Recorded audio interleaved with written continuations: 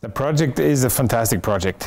It's, I think, one of the biggest developments that Budapest will undertake in the 21st century. It's a fantastic opportunity to create a city that is capable of dealing with the challenges of the future, both in terms of climate change, resilience, but also in terms of social challenges that we are facing. So we are really trying to create a sustainable city in terms of making it a livable city with extraordinarily good climate conditions, with outdoor parks, with outdoor functions, but also making it a city that is a diverse city that caters for a lot of different user groups, that allows for integration and involvement of other cultures. So I think it's going to really be a project for the future. I think the extension of green spaces is one very important aspect. I think Budapest lacks inner city green areas, parks, forests, biodiverse areas.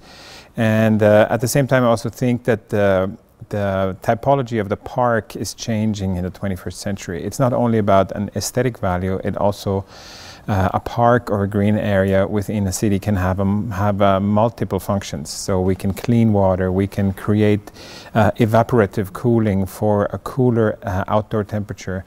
We can create a vast variety of outdoor facilities, recreational facilities, and not the least we can increase biodiversity by introducing a large amount of different plants and species. We can get insects back into the city, which people at first will think is discomforting, but we really need to take care of the biodiversity of our planet. Well, it's the conversion of these areas into attractive, both built up but also recreational areas. So by working with these landscape typologies and by introducing water features, then we can really transform these areas from almost monocultures or brownfields as they are now into functional landscapes. So this is the main target. It's about 125 hectares.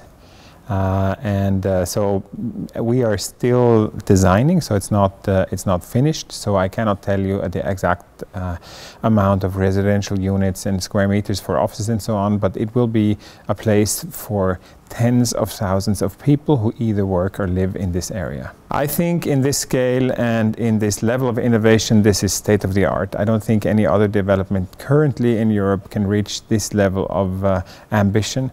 And I really think that that Budapest will be at the forefront of contemporary urban development with this project. Of course, there's only a certain radius that this sort of park or area redevelopment will be able to take care of. So it's not going to significantly improve the climate for the whole of Budapest, but at least for the districts which are in close proximity, this will provide exceptional recreational spaces. I've been talking about things like evaporative cooling, so big water bodies, open water bodies that through evaporation will really mitigate those heat island effects which we are now currently experiencing in all the Central European cities. So these things with extensive greenery and light-colored building materials is also a very important aspect. So the microclimate, if you compare it to inner city location, you can expect at least 5 to 10 degrees less in high summer times.